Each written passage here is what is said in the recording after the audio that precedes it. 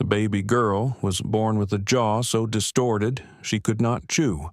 Her mother, a queen of ancient lineage, died shortly after childbirth. The father, a king, stood silent beside the crib, his face expressionless. No tears, no prayers, just one whispered command. Another Habsburg. She was the final heir of centuries of royal inbreeding, the last daughter of a family that had married cousin to cousin, uncle to niece, generation after generation, all in the name of power. Her name was Maria, and her bloodline had once ruled half of Europe. But what flowed in her veins was not just royal, it was poisoned with the weight of ancestral sin. Act 1. The royal world before it broke. It was the year 1665. The Spanish Empire, once the shining jewel of Christendom, was rotting from within. And yet, its royal palaces still echoed with the sounds of whispered Latin prayers, rustling silk, and the clink of goblets filled with imported Tokaji wine.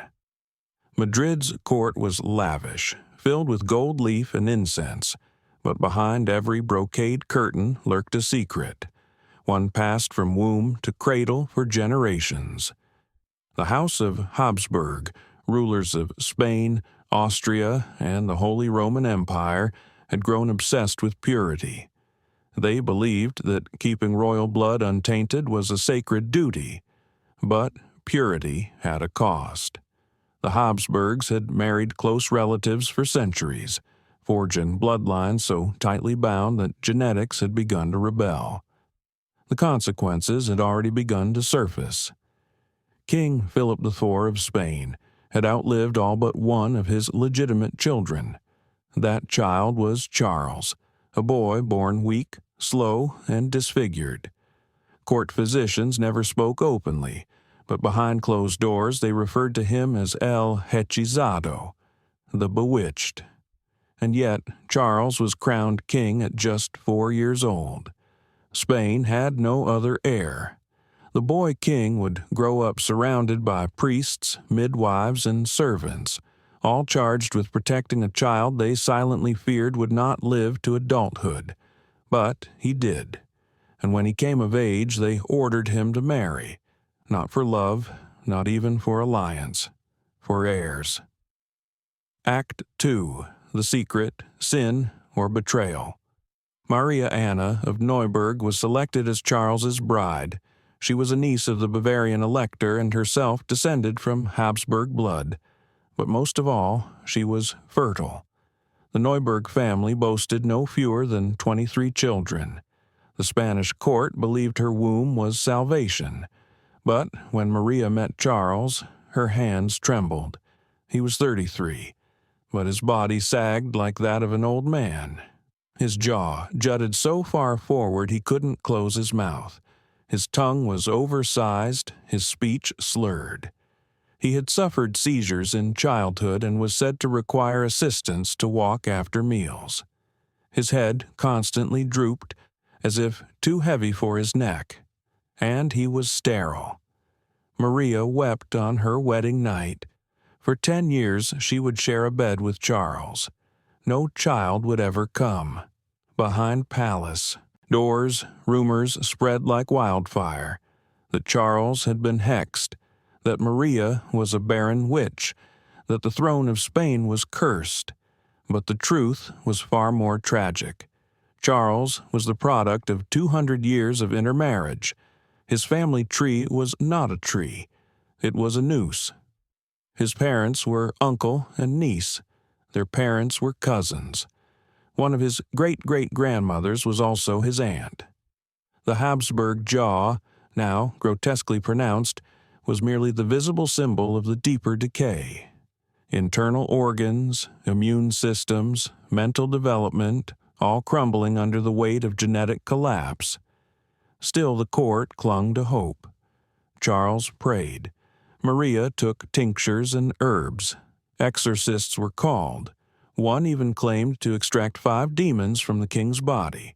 But nothing changed, and Spain watched its king grow weaker and weaker. Act 3. The fall or aftermath. By 1699, Charles could no longer walk unaided. He began to forget names, then faces, then words. He drooled openly at court dinners. Once, during a public mass, he collapsed mid-communion. Whispers turned to gasps. Nobles turned their heads.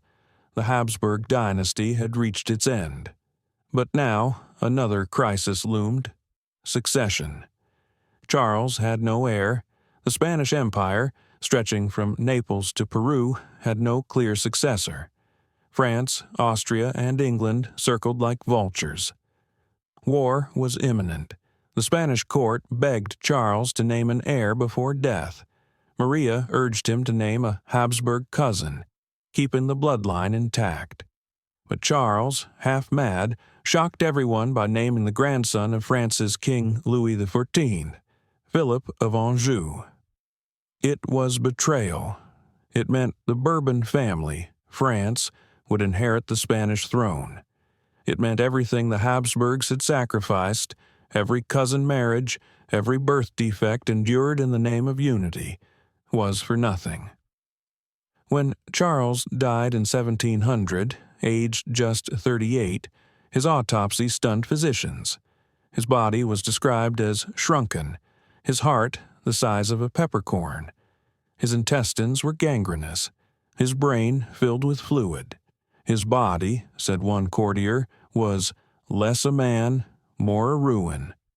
Maria fled Spain, and across Europe the War of the Spanish Succession began, a brutal, years-long conflict that would kill hundreds of thousands, all triggered by a king who should never have been born.